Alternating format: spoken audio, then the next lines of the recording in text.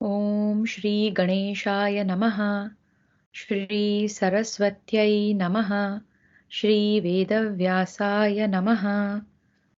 नारायणं नमस्कृत्य नरं चैव नरोत्तमं देवीं सरस्वतीं व्यासं ततो जयमुदीरयेत्।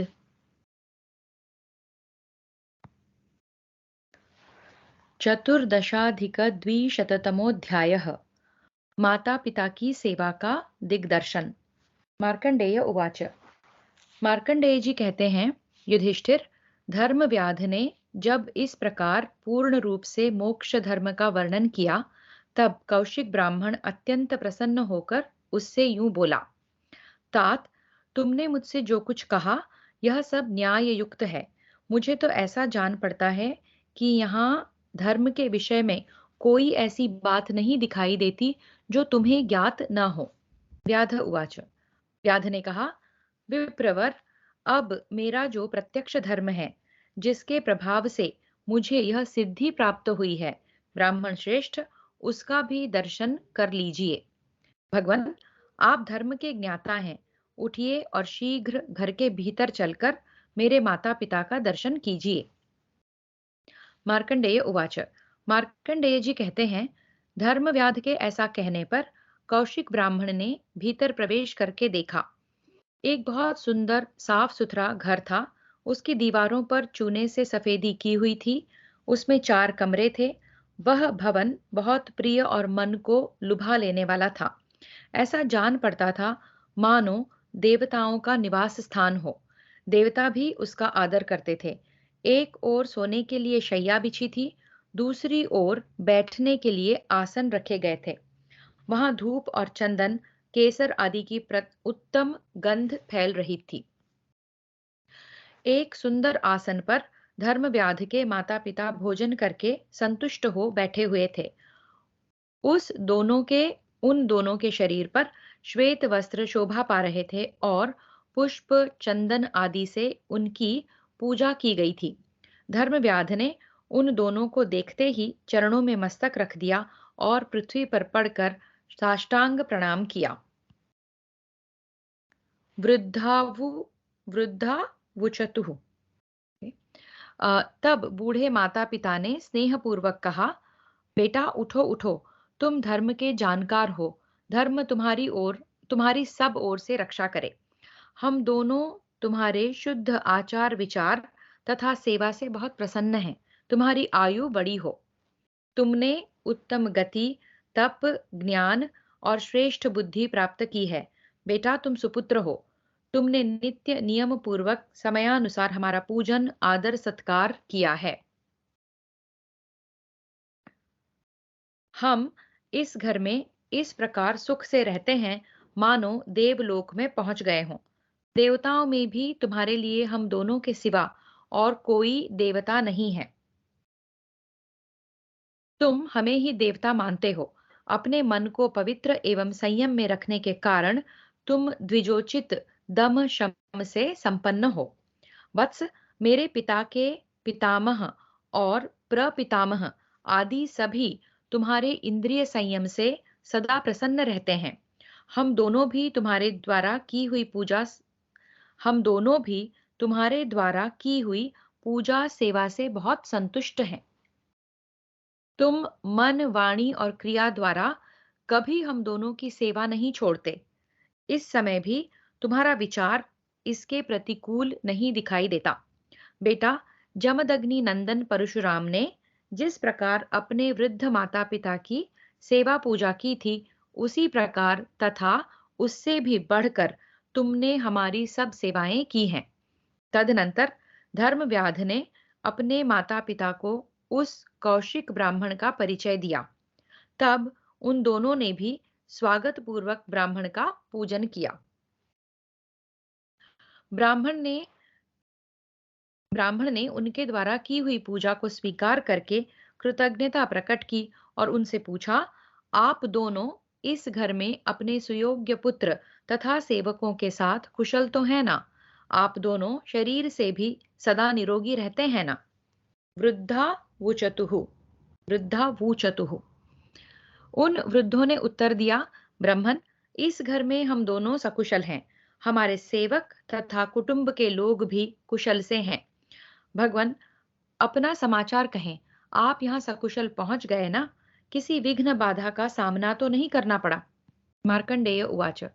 मार्कंडेय जी कहते हैं, राजन, तब कौशिक ब्राह्मण ने उन्हें प्रसन्नता पूर्वक उत्तर दिया, हाँ, मुझे कोई कष्ट नहीं हुआ।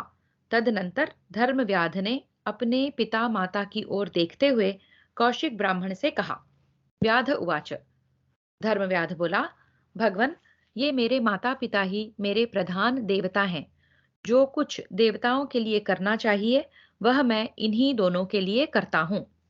जैसे समस्त संसार के लिए इंद्र आदि 33 देवता पूजनीय हैं, उसी प्रकार मेरे लिए ये दोनों बूढ़े माता पिता ही आराधनीय हैं।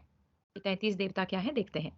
8 वसु, 11 रुद्र, 12 आदित्य, इंद्र और प्रजापति, ये 33 देवता हैं।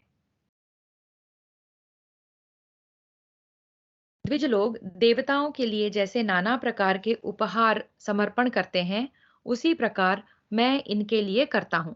इनकी सेवा में मुझे आलस्य नहीं होता। ब्रह्मन, ये माता पिता ही मेरे सर्वश्रेष्ठ देवता हैं। मैं सदा फूल फल तथा रत्नों से इन्हीं को संतुष्ट करता हूँ। विप्रवर, जिन्हें विद्वान लोग अग्नि कहते हैं, वे मेरे लिए ये ही हैं। चारों वेद और यज्ञ सब कुछ मेरे लिए ये माता पिता ही हैं। मेरे प्राण, स्त्री, पुत्र और सुहृद सब इन्हीं की सेवा के लिए हैं। मैं स्त्री और पुत्रों के साथ प्रतिदिन इन्हीं की शुश्रूषा में लगा रहता हूँ। द्विजश्रेष्ठ, मैं स्वयं ही इन्हें नहलाता हूँ, इनके चरण धोता हूँ और स्वयं ही भोजन परोसकर इन्हें जिमाता हूँ। मैं वही बात बोलता हूँ जो इनके मन के अनुकूल हो। जो इन्हें प्रिय न लगे ऐसी बात मुंह से कभी नहीं निकालता। इनको पसंद हो तो मैं अधर्मयुक्त कार्य भी कर सकता हूँ। विप्रवर, इस प्रकार माता पिता की सेवा रूप धर्म को ही महान मानकर मैं उसका पालन करता हूँ। ब्राह्मण, आलस्य छोड़कर मैं सदा इन्हीं दोनों की सेवा में लगा रहता हूँ। ब्राह्मण श्रेष्ठ, उन्नति चाहने वाले पुरुष के 5 ही गुरु हैं: माता, पिता, अग्नि, परमात्मा तथा गुरु।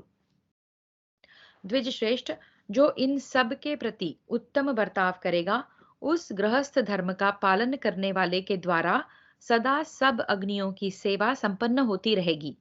यही सनातन धर्म है। इस प्रकार श्री महाभारत वन पर्व के अंतर्गत मार्कंडेय समास्या पर्व में ब्राह्मण व्याध संवाद विषयक 214वां अध्याय पूरा हुआ। तो यहाँ धर्म व्याध ने अपने माता पिता से ब्राह्मण कौशिक को मिलवाया और यह कहा कि वो अपना परम धर्म जो है अपनी माता पिता की सेवा ही मानता है। उसके लिए सबसे अम, सही कार्य जो माता पिता के मन के अनुकूल है वही सर्वोचित कार्य है, परम धर्म है उसका। पंचदशाधिक द्विशततमोऽध्यायः। धर्मव्याध का कौशिक ब्राह्मण को माता पिता की सेवा का उपदेश देकर अपने पूर्व जन्म की कथा कहते हुए व्याध होने का कारण बताना। मार्कंडेय उवाच। मार्कंडेय जी कहते हैं, युधिष्ठिर, इस प्रकार धर्मात्मा व्याध ने कौशिक ब्राह्मण को अपने माता पिता रूप दोनों गुरुजनों का दर्शन कराकर पुनः उससे इस प्रकार कहा। ब्राह्मण, माता पिता की सेवा ही मेरी तपस्या है। इस तपस्या का प्रभाव देखिए, मुझे दिव्य दृष्टि प्राप्त हो गई है, जिसके कारण इस पतिव्रता देवी ने, जो सदा पति की ही सेवा में संलग्न रहने वाली, जितेंद्रिय तथा सत्य एवं सदाचार में तत्पर है, आपको यह कहकर यहाँ भेजा था कि आप मिथिलापुरी को जाइए। वहां एक व्याध रहता है, वह आपको सब धर्मों का उपदेश करेगा। ब्राह्मण उवाच। ब्राह्मण बोला, उत्तम व्रत का पालन करने वाले धर्मज्ञ व्याध, उस सत्यपरायणा और सुशील पतिव्रता देवी के वचनों का स्मरण करके मुझे यह दृढ़ विश्वास हो गया है कि तुम उत्तम गुणों से संपन्न हो। व्याध उवाच।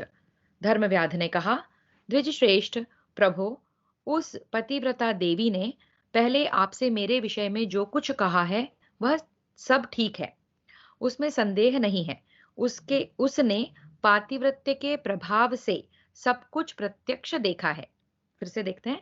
धर्मव्याध ने कहा, द्विज श्रेष्ठ प्रभो, उस पतिव्रता देवी ने पहले आपसे मेरे विषय में जो कुछ कहा है सब ठीक है, इसमें संदेह नहीं कि उसने पातिव्रत्य के प्रभाव से सब कुछ प्रत्यक्ष देखा है। विप्रवर, आप पर अनुग्रह करने के विचार से ही मैंने ये सब बातें आपके सामने रखी हैं। तात, आप मेरी बात सुनिए। ब्राह्मण, आपके लिए जो हितकर है वही बात बताऊंगा। द्विजश्रेष्ठ, आपने माता पिता की उपेक्षा की है। वेदाध्ययन करने के लिए उन दोनों की आज्ञा लिए बिना ही आप घर से निकल पड़े हैं। अनिंद्य ब्राह्मण, यह आपके द्वारा अनुचित कार्य हुआ है। आपके शोक से ये दोनों बूढ़े एवं तपस्वी माता पिता अंधे हो गए हैं। आप उन्हें प्रसन्न करने के लिए घर जाइए। ऐसा करने से आपका धर्म नष्ट नहीं होगा। आप तपस्वी, महात्मा तथा निरंतर धर्म में तत्पर रहने वाले हैं, परंतु माता पिता को संतुष्ट न करने के कारण आपका यह सारा धर्म और व्रत व्यर्थ हो गया है। अतः शीघ्र जाकर उन दोनों को प्रसन्न कीजिए। ब्राह्मण, मेरी बात पर श्रद्धा कीजिए, इसके विपरीत कुछ न कीजिए। ब्रह्मर्षि, आप अपने घर जाइए और माता पिता की सेवा कीजिए। यह मैं आपके लिए परम कल्याण की बात बता रहा हूं। ब्राह्मण उवाच। ब्राह्मण बोला, धर्म, सदाचार और सद्गुणों से संपन्न व्याध, आपका भला हो। आपने यह जो कुछ बताया है सब निस्संदेह सत्य है। मैं आप पर बहुत प्रसन्न हूं। व्याध उवाच।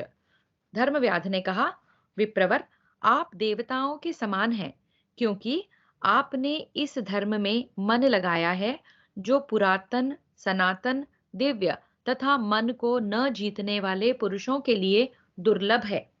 द्विजश्रेष्ठ, आप माता पिता के पास जाकर आलस्य रहित हो शीघ्र ही उनकी सेवा में लग जाइए। मैं इससे बढ़कर और कोई धर्म नहीं देखता। ब्राह्मण उवाच। ब्राह्मण बोला, नरश्रेष्ठ, मेरा बड़ा भाग्य था जो यहाँ आया और सौभाग्य से ही मुझे आपका संग प्राप्त हो गया।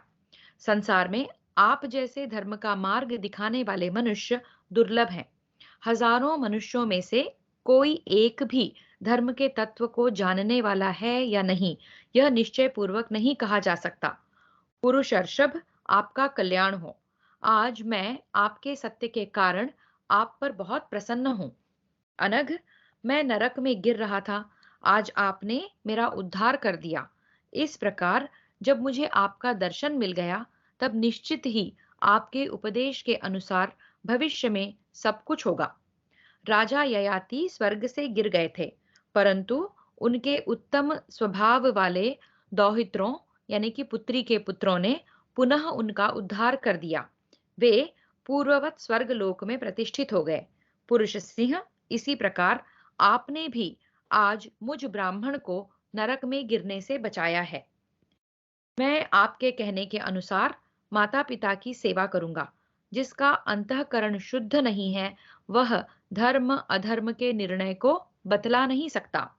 आश्चर्य है कि यह सनातन धर्म, जिसके स्वरूप को समझना अत्यंत कठिन है, शूद्र योनि के मनुष्य में भी विद्यमान है। मैं आपको शूद्र नहीं मानता। आपका जो शूद्र योनि में जन्म हो गया है, इसका कोई विशेष कारण होना चाहिए। महामते, जिस विशेष कर्म के कारण आपको यह शूद्र योनि प्राप्त हुई है, उसे मैं यथार्थ रूप से जानना चाहता हूँ। आप सत्य और पवित्र अंतःकरण के विश्वास के अनुसार स्वेच्छापूर्वक मुझे सब कुछ बताइए। व्याध उवाच।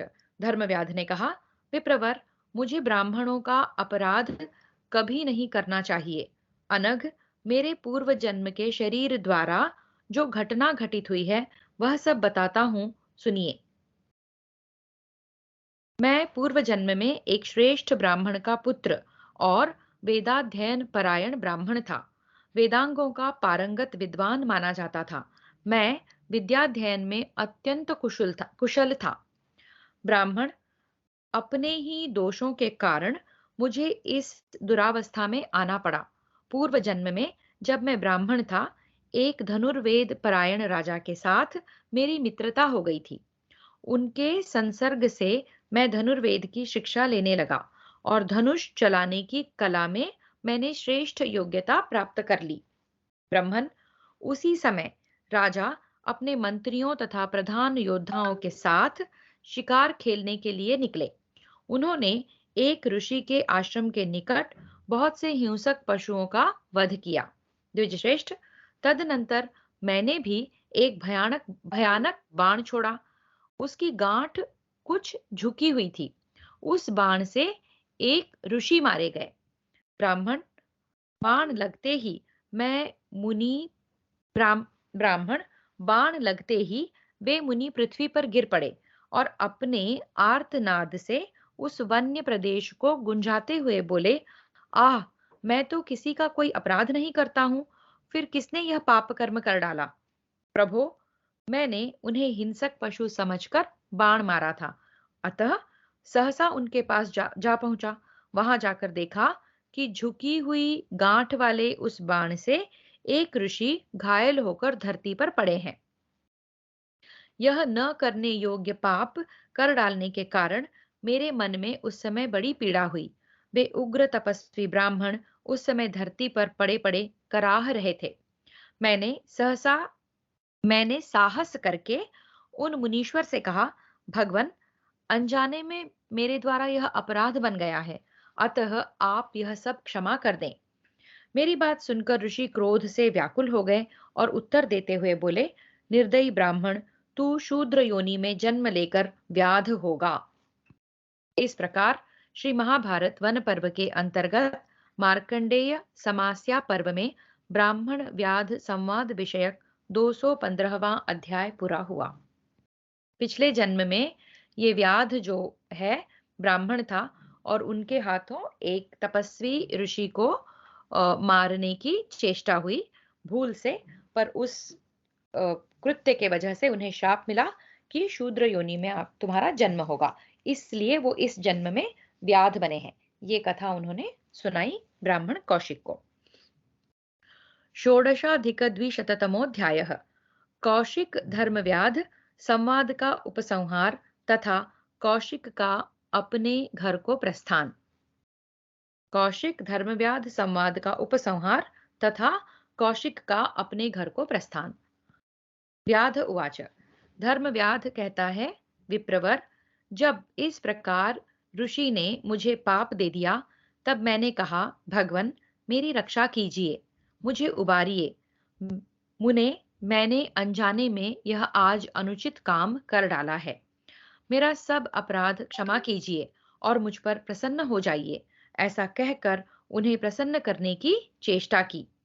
ऋषिरुवाच, ऋषि ने कहा, यह शाप टल नहीं सकता, ऐसा होकर ही रहेगा, इसमें संशय नहीं है, परंतु मेरा स्वभाव क्रूर नहीं है, इसलिए मैं तुझ पर आज कुछ अनुग्रह करता हूँ। तू शूद्र योनि में रहकर धर्मज्ञ होगा और माता पिता की सेवा करेगा, इसमें तनिक भी संदेह के लिए स्थान नहीं है। उस सेवा से तुझे सिद्धि और महत्ता प्राप्त होगी। तू पूर्व जन्म की बातों को स्मरण रखने वाला होगा और अंत में स्वर्ग लोक में जाएगा। शाप का निवारण हो जाने पर तू फिर ब्राह्मण होगा। इस प्रकार उन उग्र तेजस्वी महर्षि ने पूर्व काल में मुझे शाप दिया था। नरश्रेष्ठ, फिर उन्होंने ही मेरे ऊपर अनुग्रह किया। द्विजश्रेष्ठ, तदनंतर मैंने उनके शरीर से बाण निकाला और उन्हें उनके आश्रम पर पहुंचा दिया, परंतु उनके प्राण नहीं गए। विप्रवर, पूर्व जन्म में मेरे ऊपर जो कुछ बीता था वह सब मैंने आपसे कह सुनाया। अब इस जीवन के पश्चात मुझे स्वर्गलोक में जाना है। ब्राह्मण उवाच, ब्राह्मण बोला, महामते, मनुष्य इसी प्रकार दुख और सुख पाते रहते हैं, इसके लिए आपको चिंता नहीं करनी चाहिए। जिसके फल स्वरूप आपको अपने पूर्व जन्म की बातों का ज्ञान बना हुआ है, वह पिता माता की सेवा रूप कर्म दूसरों के लिए दुष्कर है, किंतु आपने उसे संपन्न कर लिया है। आप लोक वृत्तांत का तत्व जानते हैं और सदा धर्म में तत्पर रहते हैं। विद्वान, आपको जो यह कर्म दोष यानी दूषित कर्म यानी कि ये जो व्याध का कर्म प्राप्त हुआ है, वह आपके पूर्व जन्म के कर्म का फल है, इस जन्म के नहीं। अतः कुछ काल तक और इसी रूप में रहें, फिर आप ब्राह्मण हो जाएंगे। मैं तो अभी आपको ब्राह्मण मानता हूँ। आपके ब्राह्मण होने में संदेह नहीं है। जो ब्राह्मण होकर भी पतन के गर्त में गिरने वाले पाप कर्मों में फंसा हुआ है और प्रायः दुष्कर्म परायण तथा पाखंडी है, वह शूद्र के समान है। इसके विपरीत जो शूद्र होकर भी शम, दम, सत्य तथा धर्म का पालन करने के लिए सदा उद्युत रहता है, उसे मैं ब्राह्मण ही मानता हूँ, क्योंकि मनुष्य सदाचार से ही द्विज होता है। कर्म दोष से ही मनुष्य विषम एवं भयंकर दुर्गति में पड़ जाता है। परंतु नरश्रेष्ठ, मैं तो समझता हूँ कि आपके सारे कर्म दोष सर्वथा नष्ट हो गए हैं। अतः आपको अपने विषय में किसी प्रकार की चिंता नहीं करनी चाहिए। आपके जैसे ज्ञानी पुरुष जो लोक वृत्तांत के अनुवर्तन का रहस्य जानने वाले तथा नित्य धर्म परायण हैं, कभी विषादग्रस्त नहीं होते हैं। व्याध उवाच। धर्म व्याध ने कहा, ज्ञानी पुरुष शारीरिक कष्ट का औषध सेवन द्वारा नाश करें और विवेकशील बुद्धि द्वारा मानसिक दुखों को नष्ट करें। यही ज्ञान की शक्ति है। बुद्धिमान मनुष्य को बालकों के समान शोक या विलाप नहीं करना चाहिए। मंद बुद्धि मनुष्य ही अप्रिय वस्तु के संयोग और प्रिय वस्तु के वियोग में मानसिक दुख से दुखी होते हैं। सभी प्राणी तीनों गुणों के कार्यभूत विभिन्न वस्तु आदि से जिस प्रकार संयुक्त होते हैं, वैसे ही वियुक्त भी होते रहते हैं। अतः किसी एक का संयोग और किसी एक का वियोग वास्तव में शोक का कारण नहीं है। यदि किसी कार्य में अनिष्ट का संयोग दिखाई देता है, तो मनुष्य शीघ्र ही उससे निवृत्त हो जाता है, और यदि आरंभ होने से पहले ही उस अनिष्ट का पता लग जाता है, तो लोग उसके प्रतिकार का उपयोग करने लगते हैं। फिर से देखते हैं ये।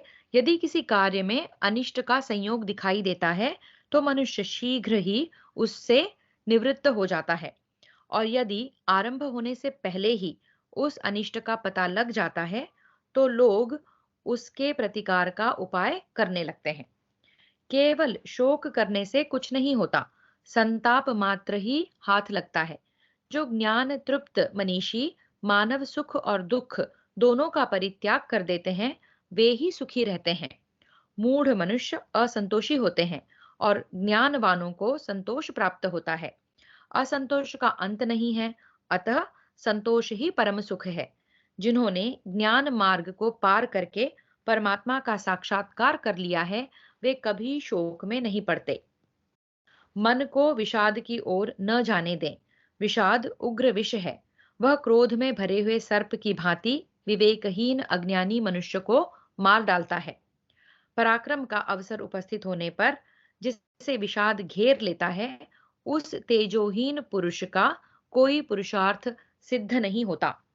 किए जाने वाले कर्म का फल अवश्य दृष्टिगोचर होता है।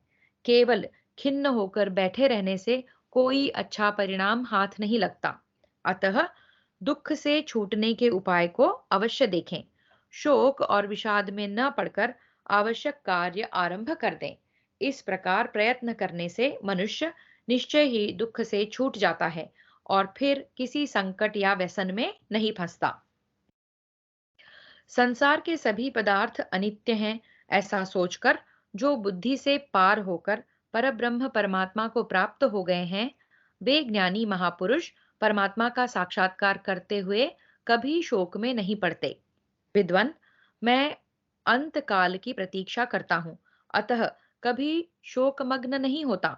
सत्पुरुषों में श्रेष्ठ ब्राह्मण उपर्युक्त विचारों का मनन करते रहने से मुझे कभी दुख या अनुत्साह नहीं होता।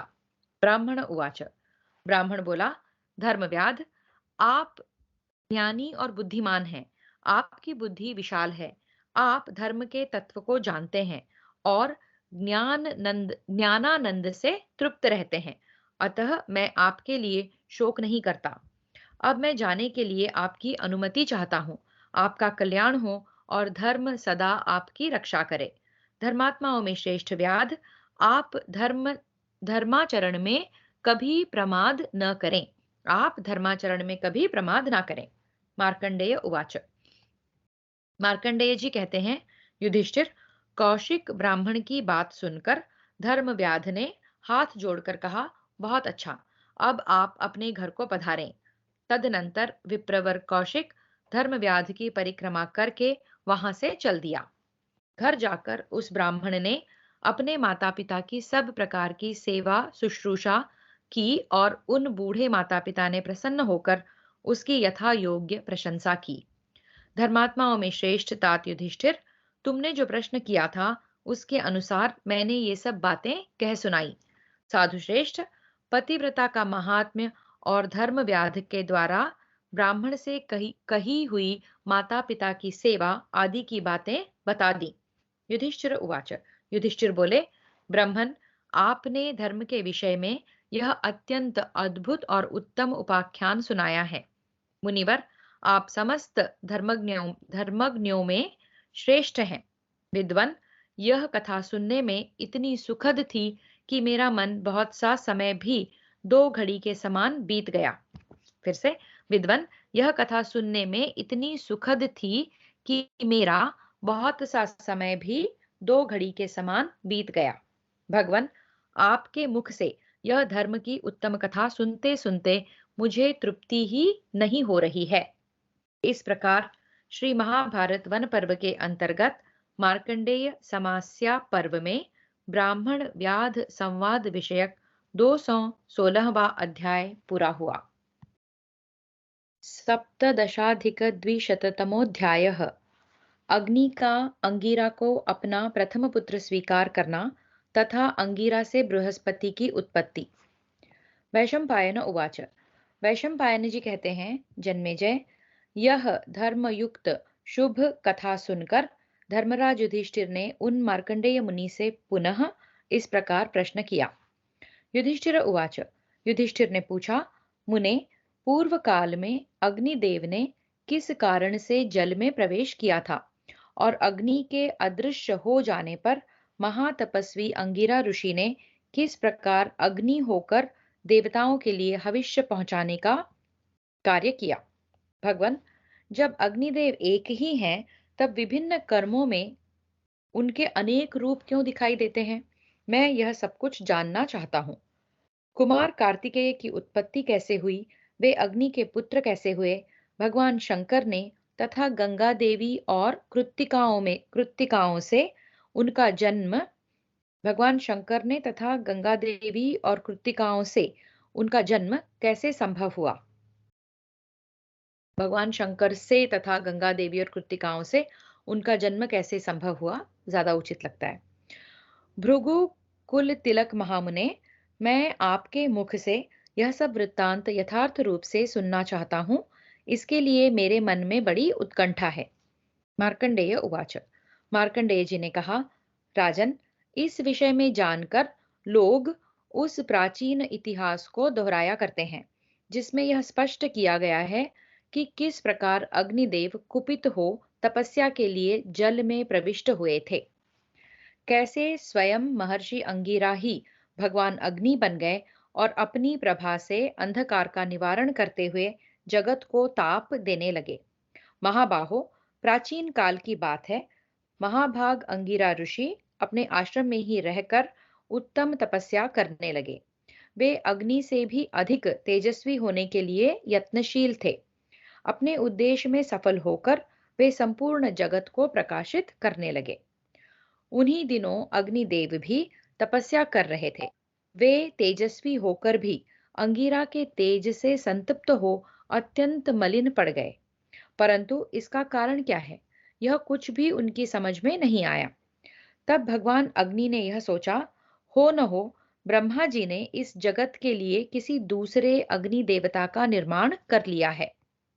जान पड़ता है तपस्या में लग जाने से मेरा अग्नित्व नष्ट हो गया।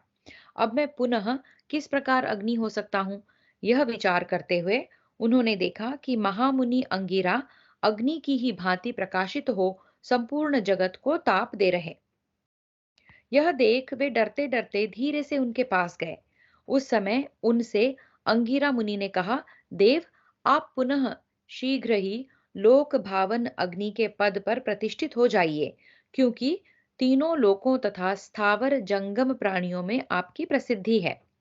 ब्रह्मा जी ने आपको ही अंधकार नाशक प्रथम अग्नि के रूप में उत्पन्न किया है। तिमिर पुंज को दूर भगाने वाले देवता, यानी कि अंधकार को दूर भगाने वाले देवता, आप शीघ्र ही अपना स्थान ग्रहण कीजिए। अग्निरुवाच, अग्निदेव बोले, मुने, संसार में मेरी कीर्ति नष्ट हो गई है। अब आप ही अग्नि के पद पर प्रतिष्ठित हैं। आपको ही लोग अग्नि समझेंगे। आपके सामने मुझे कोई अग्नि नहीं मानेगा। मैं अपना अग्नित्व आप में ही रख देता हूँ। आप ही प्रथम अग्नि के पद पर प्रतिष्ठित होइए। मैं द्वितीय प्रजापत्य नामक अग्नि होऊंगा। अंगिरा उवाच, अंगिरा ने कहा, अग्निदेव, आप प्रजा को स्वर्गलोक की प्राप्ति कराने वाला पुण्य कर्म, यानी देवताओं के पास भविष्य पहुंचाने का कार्य संपन्न कीजिए और स्वयं ही अंधकार निवारक अग्नि पद पर प्रतिष्ठित होइए।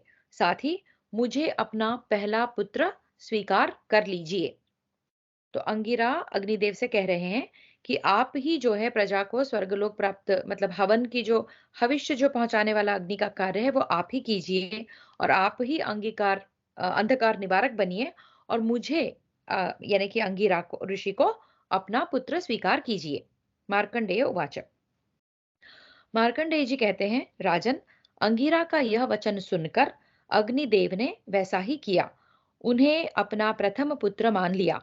फिर अंगिरा के भी बृहस्पति नामक पुत्र उत्पन्न हुआ।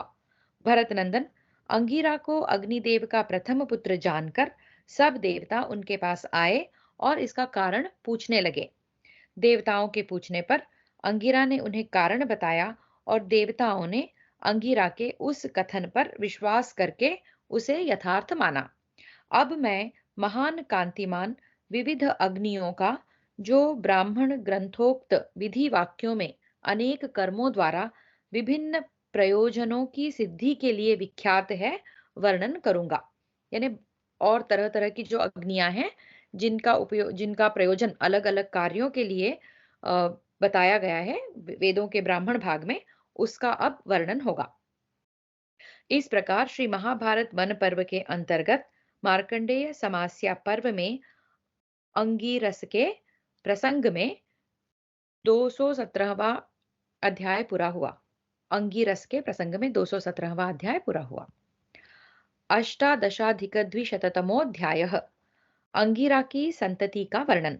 मार्कंडेय उवाच, मार्कंडेय जी कहते हैं, कुरुकुल धुरंधर युधिष्ठिर, ब्रह्मा जी के जो तीसरे पुत्र अंगिरा हैं, उनकी पत्नी का नाम सुभा है।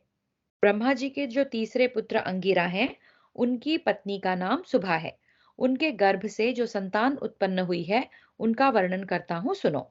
राजन, बृहत कीर्ति, बृहत ज्योति, बृहद ब्रह्मा, बृहन्मना, बृहन मंत्र, बृहद भास तथा बृहस्पति, ये अंगिरा से सुभा के 7 पुत्र हुए। अंगिरा की प्रथम पुत्री का नाम देवी भानुमति है। वह उनकी संतानों में सबसे अधिक रूपवती है। उसके रूप की कहीं तुलना नहीं है। भानु अर्थात सूर्य से युक्त होने के कारण यह दिन की अभिमानिनी है। अंगिरा मुनि की दूसरी कन्या रागा नाम से विख्यात है। उस पर समस्त प्राणियों का विशेष अनुराग प्रकट हुआ था, इसलिए उसका ऐसा नाम प्रसिद्ध हुआ। राग यानी अटैचमेंट, तो रागा नाम से विख्यात हुई क्योंकि समस्त प्राणियों का विशेष अनुराग प्रकट हुआ था उन पर, इसलिए उसका ऐसा नाम प्रसिद्ध हुआ। यह रात्रि की अभिमानिनी है। अंगिरा की तीसरी पुत्री सिनी वाली, यानी चतुर्दशी युक्ता अमावस्या है। अंगिरा की तीसरी पुत्री सिनी वाली चतुर्दशी युक्ता अमावस्या है, जो अत्यंत कृश होने के कारण कभी दिखती कभी दिखती है और कभी नहीं दिखती। इसलिए लोग उसे दृश्या दृश्या कहते हैं। भगवान रुद्र उसे ललाट में धारण करते हैं। इस कारण से सब लोग रुद्रसुता भी कहते हैं, यानी crescent moon, very very very thin line. ये तीसरी पुत्री है। चौथी, उनकी चौथी पुत्री है अर्चिष्मती है। यही पूर्ण चंद्रमा से युक्त होने के कारण शुद्ध पौर्णमासी कही जाती है। इसकी प्रभा से लोग रात में सब वस्तुओं को स्पष्ट देखते हैं। पांचवी कन्या हविष्मती प्रतिपद युक्ता पूर्णिमा या राका है, जिसके सानिध्य में हविष्य द्वारा देवताओं का यजन किया जाता है। अंगिरा मुनि की जो छठी पुण्यात्मा कन्या है, उसे महिष्मति कहते हैं। यही चतुर्दशी युक्ता पूर्णिमा है, जिसे अनुमति भी कहते हैं। महामते, जो दीप्तिशाली सामयाग आदि महायज्ञों में प्रकाशित होने के कारण महामती नाम से विख्यात है, वह प्रतिपद युक्त अमावस्या अंगिरा मुनि की सातवीं पुत्री कहलाती है। जिस भगवती अमा को देखकर लोग कुहू कुहू ध्वनि कर उठते, मतलब चकित हो जाते हैं, अंगिरा मुनि की वह आठवीं पुत्री कुहू नाम से विख्यात है। उसमें चंद्रमा की एकमात्र कला अत्यंत सूक्ष्म अंश से शेष रहती है। यही शुद्ध अमावस्या है। इस प्रकार महाभारत के वन पर्व के अंतर्गत मार्कंडेय समास्या पर्व में अंगिरसोपाख्यान विषयक 218वां अध्याय पूरा हुआ। तो यहाँ हमने देखा जो अंगिरा ऋषि हैं उनके 7 पुत्र और 8 कन्याएं हैं। एकोनविंशत्यधिक द्विशततमोऽध्यायः। बृहस्पति की संतति का वर्णन। मार्कंडेय उवाच। मार्कंडेय जी कहते हैं, राजन, बृहस्पति जी की जो यशस्विनी पत्नी चंद्रमासी तारा नाम से विख्यात थी, उनसे पुत्र रूप में 6 पवित्र अग्नियों का तथा एक पुत्री को भी जन्म दिया। उनसे पुत्र रूप में 6 पवित्र अग्नियों को तथा एक पुत्री को जन्म दिया। किसने? बृहस्पति जी और उनकी यशस्विनी पत्नी चंद्रमसी, जिनका नाम तारा भी है, उनसे 6 पुत्र और एक पुत्री का जन्म हुआ। दर्श पौर्णमास आदि में प्रधान आहुतियों को देते समय जिस अग्नि के लिए सर्वप्रथम घी की आहुति दी जाती है, वह महान वृतधारी अग्नि ही बृहस्पति का शय्यु नाम से विख्यात प्रथम पुत्र है। चातुर्मास्य संबंधी यज्ञों में तथा अश्वमेध यज्ञ में जिसका पूजन होता है, जो सर्वप्रथम उत्पन्न होने वाला और सर्वसमर्थ है तथा जो अनेक वर्ण की ज्वालाओं से प्रज्वलित है, वह अद्वितीय शक्तिशाली अग्नि ही शय्यु है। शय्यु की पत्नी का नाम था सत्या। वह धर्म की पुत्री थी। शय्यु की पत्नी सत्या धर्म की पुत्री थी। उसके रूप और गुणों की कहीं तुलना नहीं थी। वह सदा सत्य के पालन में तत्पर रहती थी। उसके गर्भ से शय्यु के एक अग्नि स्वरूप पुत्र तथा उत्तम व्रत का पालन करने वाली 3 कन्याएं हुई। एक पुत्र और 3 कन्याएं शय्यु और धर्म की पुत्री सत्या, इनके द्वारा उत्पन्न हुए। यज्ञ में प्रथम आज्य भाग के द्वारा जिस अग्नि की पूजा की जाती है, वही शय्यु का ज्येष्ठ पुत्र भरद्वाज नामक अग्नि बताया जाता है। समस्त पौर्णमास योगों में श्रुवासे हविष्य के साथ घी उठाकर जिसके लिए प्रथम आघार अर्पित किया जाता है, वह भरत यानी ऊर्ज नामक अग्नि शय्यु का द्वितीय पुत्र है। इसका जन्म शय्यु की दूसरी स्त्री के गर्भ से हुआ था। शय्यु के 3 कन्याएं और हुई, जिनका बड़ा भाई भरत ही पालन करता था। भरत, जिसका नाम ऊर्ज भी है, के भरत नाम वाला ही एक पुत्र था तथा भरती नाम की एक कन्या हुई।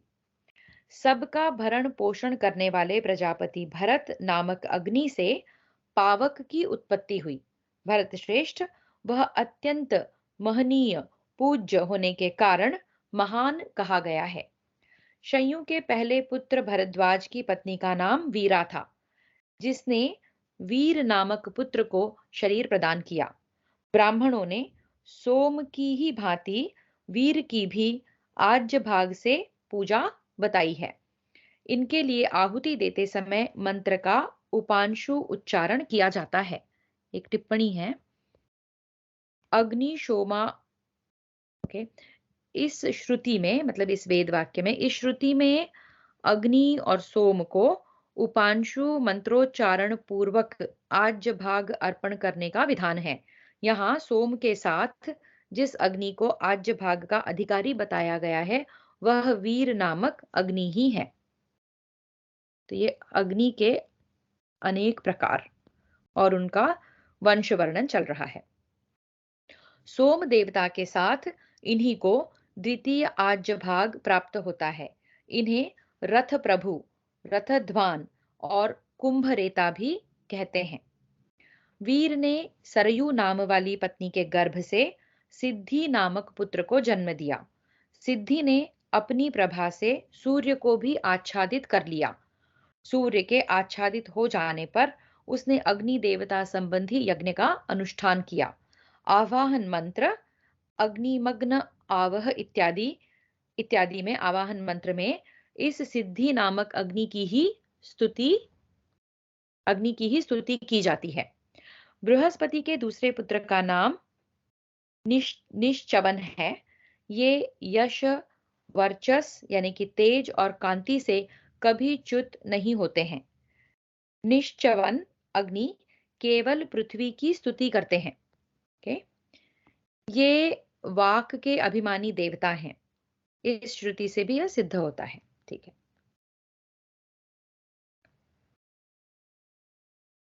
तो बृहस्पति के दूसरे पुत्र का नाम निश्चवन है। वे निष्पाप, निर्मल, विशुद्ध तथा तेजः पुंज से प्रकाशित हैं। उनका नाम सत्य नामक अग्नि है। सत्य भी निष्पाप तथा काल धर्म के प्रवर्तक हैं। वे वेदना से पीड़ित होकर आर्तनाद करने वाले प्राणियों को उस कष्ट से निष्कृति मतलब छुटकारा दिलाते हैं। इसीलिए उन अग्नि का एक नाम निष्कृति भी है। वे ही प्राणियों द्वारा सेवित गृह और उद्यान आदि में शोभा की सृष्टि करते हैं। सत्य के पुत्र का नाम स्वप्न है, जिनसे पीड़ित होकर लोग वेदना से स्वयं कराह उठते हैं, इसलिए उनका यह नाम पड़ा है। वे रोग कारक अग्नि हैं। बृहस्पति के तीसरे पुत्र का नाम विश्वजित है। वे संपूर्ण विश्व की बुद्धि को अपने वश में करके स्थित हैं, इसलिए आध्यात्म शास्त्र के विद्वानों ने उन्हें विश्वजित अग्नि कहा है। भरत नंदन, जो समस्त प्राणियों के उदर में स्थित हो, उनके खाए हुए पदार्थों को पचाते हैं, वे संपूर्ण लोकों में विश्वभुक नाम से प्रसिद्ध अग्नि बृहस्पति के चौथे पुत्र के रूप में प्रकट हुए हैं। ये विश्वभुक अग्नि ब्रह्मचारी, जितात्मा तथा सदा प्रचुर व्रतों का पालन करने वाले हैं। ब्राह्मण लोग पाक यज्ञों में इन्हीं की पूजा करते हैं। पवित्र गोमती नदी इनकी प्रिय पत्नी हुई। धर्माचरण करने वाले द्विज लोग विश्वभुक अग्नि में ही संपूर्ण कर्मों का अनुष्ठान करते हैं। जो अत्यंत भयंकर वड़वानल रूप से समुद्र का जल सोखते रहते हैं, वे ही शरीर के भीतर ऊर्ध्व गति यानी कि उदान नाम से प्रसिद्ध है। ऊपर की ओर गतिशील होने से ही उनका नाम ऊर्ध्वभाग है। वे प्राणवायु के आश्रित एवं त्रिकालदर्शी हैं। उन्हें बृहस्पति का पांचवा पुत्र माना गया है। प्रत्येक गृह्य कर्म में जिस अग्नि के लिए सदा घी की ऐसी धारा दी जाती है जिसका प्रवाह उत्तराभिमुख हो, और इस प्रकार दी हुई वह घृत की आहुति अभीष्ट मनोरथ की सिद्धि करती है। इसलिए उस उत्कृष्ट अग्नि का नाम स्विष्टकृत है। उसे बृहस्पति का छठा पुत्र समझना चाहिए। जिस समय अग्नि स्वरूप बृहस्पति का क्रोध प्रशांत प्राणियों पर प्रकट हुआ, उस समय उनके शरीर से जो पसीना निकला वही उनकी पुत्री के रूप में परिणित हो गया। वह पुत्री अधिक क्रोध वाली है, वह स्वाहा नाम से प्रसिद्ध है। वह दारुण एवं क्रूर कन्या संपूर्ण भूतों में निवास करती है।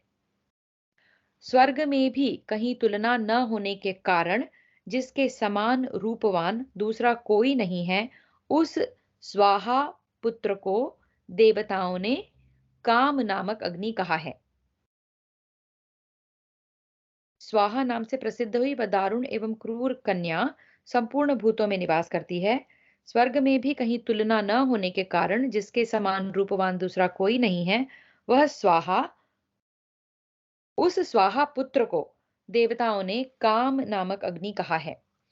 जो हृदय में क्रोध धारण करे हुए धनुष और माला से विभूषित हो, रथ पर बैठकर हर्ष और उत्साह के साथ युद्ध में शत्रुओं का नाश करते हैं, उसका नाम है अमोघ अग्नि। महाभाग ब्राह्मण लोग त्रिविध उक्त मंत्रों द्वारा जिसकी स्तुति करते हैं, जिसने महावाणी यानी कि परा का आविष्कार किया है तथा ज्ञानी पुरुष जिसे आश्वासन देने वाला समझते हैं, उस अग्नि का नाम उक्त है। इस प्रकार श्री महाभारत वन पर्व के अंतर्गत मार्कंडेय समास्या पर्व में आंगी रसोपाख्यान विषयक 219वां अध्याय पूरा हुआ। अभी भी हम अग्नि देवता के वंशावली का ही वर्णन सुन रहे हैं। विंशत्यधिक द्विशततमोऽध्यायः पांचजन्य अग्नि की उत्पत्ति तथा उसकी संतति का वर्णन। मार्कंडेय उवाच। मार्कंडेय जी कहते हैं, युधिष्ठिर, कश्यप पुत्र काश्यप, वशिष्ठ पुत्र वासिष्ठ, प्राण पुत्र प्राणक, अंगिरा के पुत्र चवन तथा त्रिवर्चा, ये 5 अग्नि हैं। तो क्या क्या अग्नि के नाम देखे यहाँ हमने? काश्यप, वासिष्ठ, प्राणक, चवन तथा त्रिवर्चा। इन्होंने पुत्र की प्राप्ति के लिए बहुत वर्षों तक तीव्र तपस्या की। इनकी तपस्या का उद्देश्य यह था कि हम ब्रह्मा जी के समान तेजस्वी और धर्मिष्ठ पुत्र प्राप्त करें। पूर्वोक्त 5 अग्नि स्वरूप ऋषियों ने महाव्यावृति संज्ञक 5 मंत्रों द्वारा परमात्मा का ध्यान किया। तब उनके समक्ष अत्यंत तेजोमय 5 वर्णों से विभूषित एक पुरुष प्रकट हुआ, जो ज्वालाओं से प्रज्वलित अग्नि के समान प्रकाशित होता था। वह संपूर्ण जगत की सृष्टि करने में समर्थ था। ये 5 मंत्र है भू भुव स्वः महा जन। ये 5 महाव्याहृतियां हैं। ध्यान के लिए मंत्र प्रयोग इस प्रकार है। ओम, एक मंत्र दिया है अग्नि का। भारत, फिर से देखते हैं। पूर्वोक्त 5 अग्नि स्वरूप ऋषियों ने महाव्याहृति संज्ञक 5 मंत्रों द्वारा परमात्मा का ध्यान किया। तब उनके समक्ष अत्यंत तेजोमय 5 वर्णों से विभूषित एक पुरुष प्रकट हुआ, जो ज्वालाओं से प्रज्वलित अग्नि के समान प्रकाशित होता था। वह संपूर्ण जगत की सृष्टि करने में समर्थ था। भारत, उसका मस्तक प्रज्वलित अग्नि के समान जगमगा रहा था। दोनों भुजाएं प्रभाकर की प्रभा के समान थीं। दोनों आंखें तथा त्वचा सुवर्ण के समान देदीप्यमान हो रही थी और उस पुरुष की पिंडलियां काले रंग की दिखाई देती थी। उपर्युक्त 5 मुनिजनों ने अपनी तपस्या के प्रभाव से उस 5 वर्ण वाले पुरुष को प्रकट किया। इसलिए उस देवोपम पुरुष का नाम पांचजन्य हो गया। वह उन 5 ऋषियों के वंश का प्रवर्तक हुआ। फिर महातपस्वी पांचजन्य ने अपने पितरों का वंश चलाने के लिए 10,000 वर्षों तक घोर तपस्या करके भयंकर दक्षिणाग्नि को उत्पन्न किया। उन्होंने मस्तक से बृहत तथा मुख से रथंतर साम को प्रकट किया। ये दोनों वेग पूर्वक आयु आदि को हर लेते हैं, इसलिए तरसाहर कहलाते हैं। फिर उन्होंने नाभि से रुद्र को, बल से इंद्र को तथा प्राण से वायु और अग्नि को उत्पन्न किया।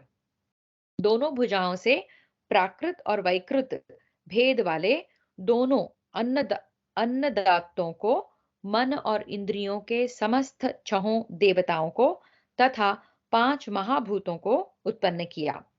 इन सब की सृष्टि करने के पश्चात उन्होंने पांचों पितरों के लिए 5 पुत्र और उत्पन्न किए, जिनके नाम इस प्रकार हैं। वासिष्ठ बृहद्रथ के अंश से प्रणिधि, काश्यप के अंश से महत्तर, अंगिरस च्यवन के अंश से भानु, काश्यप के अंश से महत्तर और अंगिरस, च्यवन के अंश से भानु तथा वर्च के अंश से सौभर नामक पुत्र की उत्पत्ति हुई। प्राण के अंश से अनुदात्त की उत्पत्ति हुई। इस प्रकार 25 पुत्रों के नाम बताए गए हैं। तत्पश्चात तप नामधारी पांचजन्य ने यज्ञ में विघ्न डालने वाले अन्य 15 उत्तर देवों यानी कि विनायकों की सृष्टि की। उनका विवरण इस प्रकार है।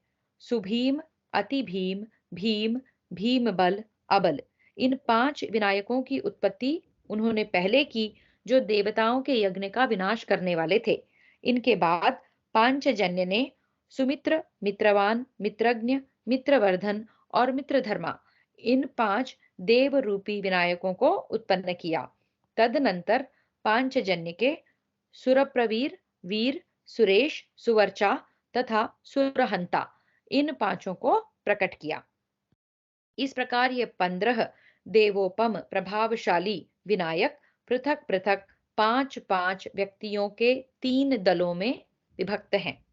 इस पृथ्वी पर ही रहकर स्वर्गलोक से भी यज्ञकर्ता पुरुषों की यज्ञ सामग्री का अपहरण कर लेते हैं। इस पृथ्वी पर ही रहकर स्वर्गलोक से भी यज्ञकर्ता पुरुषों की यज्ञ सामग्री का अपहरण कर लेते हैं।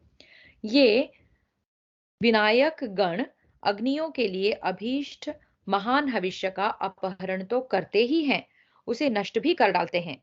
अग्नि गणों के साथ लाग डांट रखने के कारण ही ये भविष्य का अपहरण और विध्वंस करते हैं।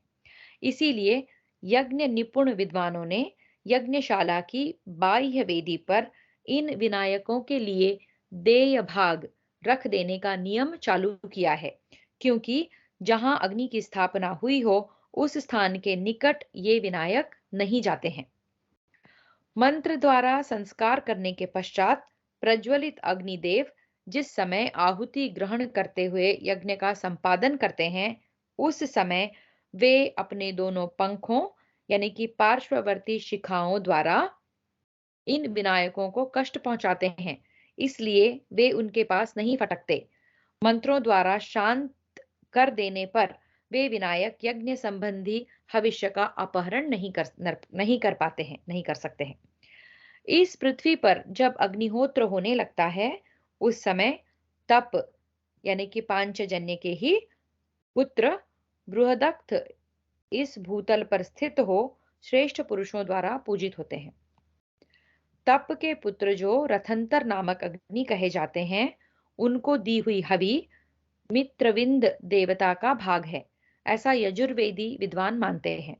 महायशस्वी तप पांचजन्य अपने इन सभी पुत्रों के सहित अत्यंत प्रसन्न हो आनंद मग्न रहते हैं। इस प्रकार महाभारत वन पर्व के अंतर्गत मार्कंडेय समास्या पर्व में आंगिरसोपाख्यान विषयक 220वां अध्याय पूरा हुआ। 1विंशत्यधिक-द्विशततमोऽध्यायः। अग्नि स्वरूप तप और भानु, जिसे मनु भी कहते हैं, की संतति का वर्णन। मार्कंडेय उवाच। मार्कंडेय जी कहते हैं, युधिष्ठिर, पूर्वोक्त भरत नामक अग्नि जो शंयु के पौत्र और ऊर्ज के पुत्र हैं, गुरुत्तम नियमों से युक्त हैं। वे संतुष्ट होने पर पुष्टि प्रदान करते हैं, इसलिए उनका नाम पुष्टिमति भी है। समस्त प्रजा का भरण पोषण करते हैं, इसलिए उन्हें भरत कहते हैं। शिव नाम से प्रसिद्ध जो अग्नि है, वे शक्ति की आराधना में लगे रहते हैं। समस्त दुखांतर मनुष्यों का सदा ही शिव यानी कि कल्याण करते हैं, इसलिए उन्हें शिव कहते हैं। समस्त दुखातुर मनुष्यों का सदा ही कल्याण करते हैं, इसलिए उन्हें शिव कहते हैं।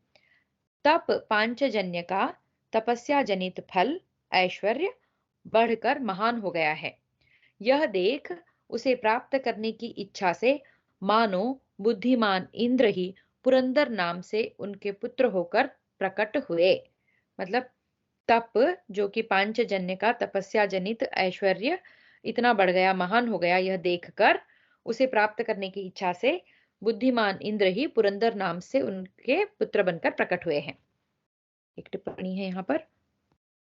तप अर्थात पांचजन्य के जो पूर्वोक्त 40 पुत्र बताए गए हैं, उनके सिवा 5 पुत्र और भी उन्होंने उत्पन्न किए थे।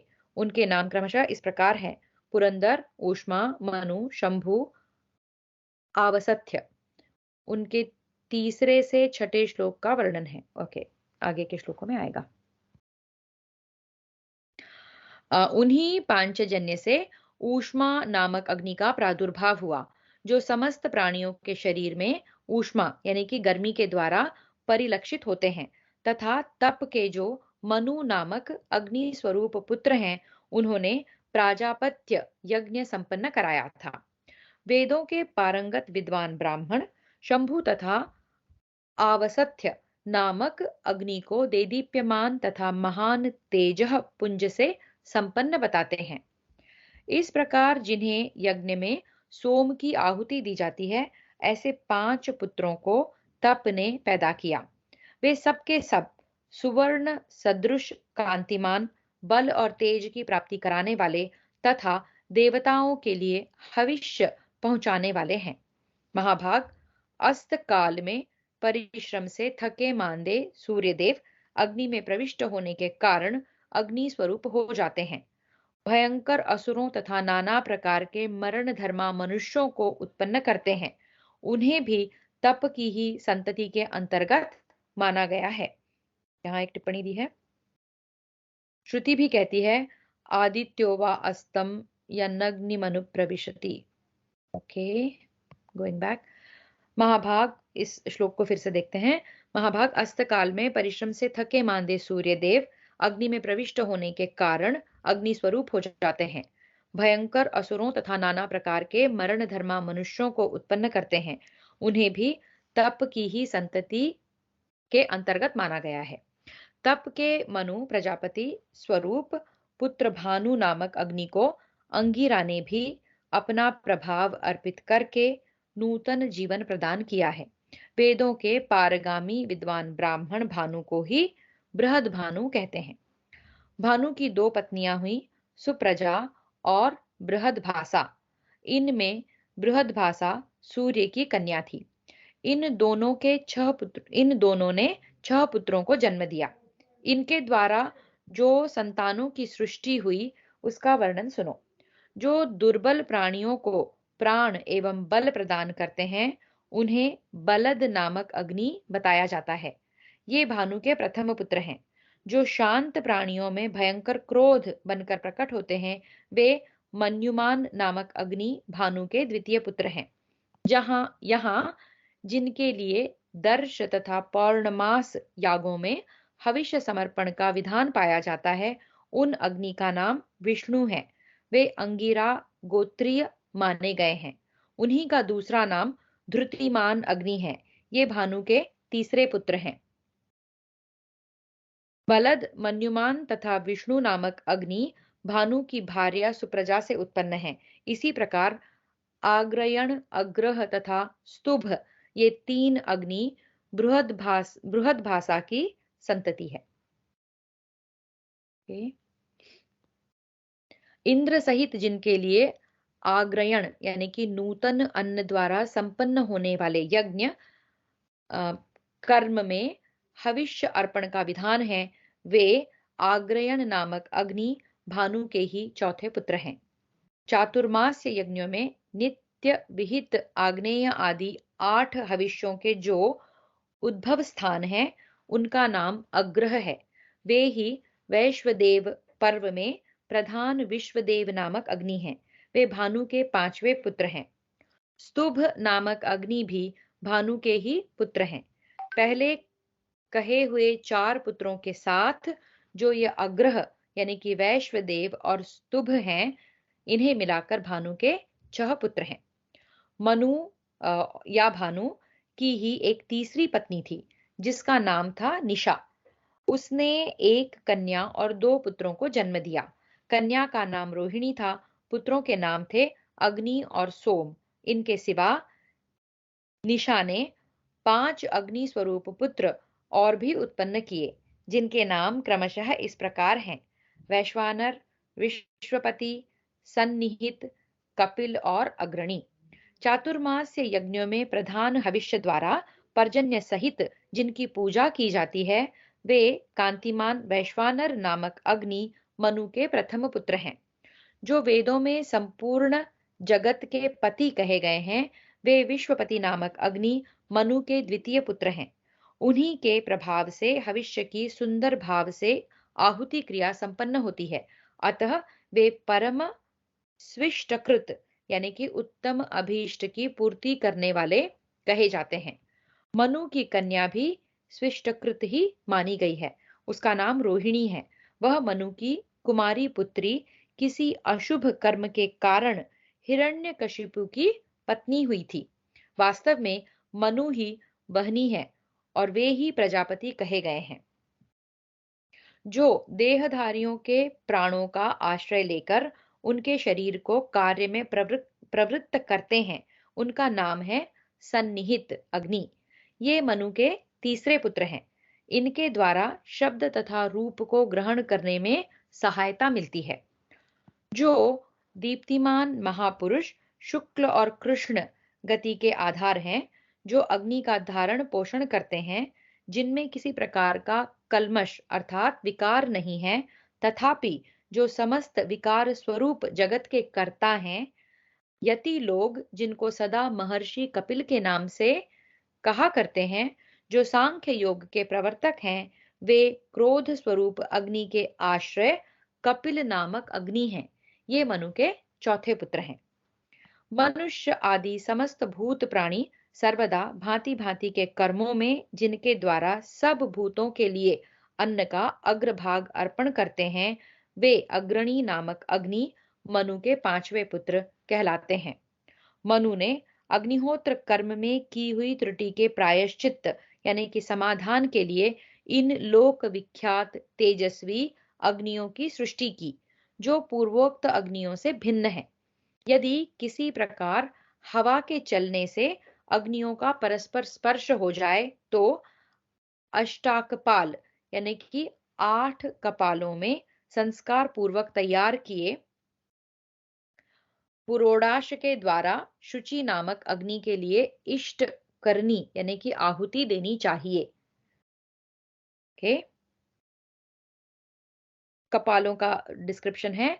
मिट्टी के प्याले या पूर्वे का नाम कपाल है, यानी कि कटोरियों जैसा जिसमें कुछ रखा जाता है हवन सामग्री। इसको फिर से देखते हैं। यदि किसी प्रकार हवा के चलने से अग्नियों का परस्पर स्पर्श हो जाए, तो अष्टा कपाल यानी कि 8 कपालों में संस्कार पूर्वक तैयार किए हुए पुरोडाश के द्वारा शुचि नामक अग्नि के लिए इष्टि करनी यानी कि आहुति देनी चाहिए।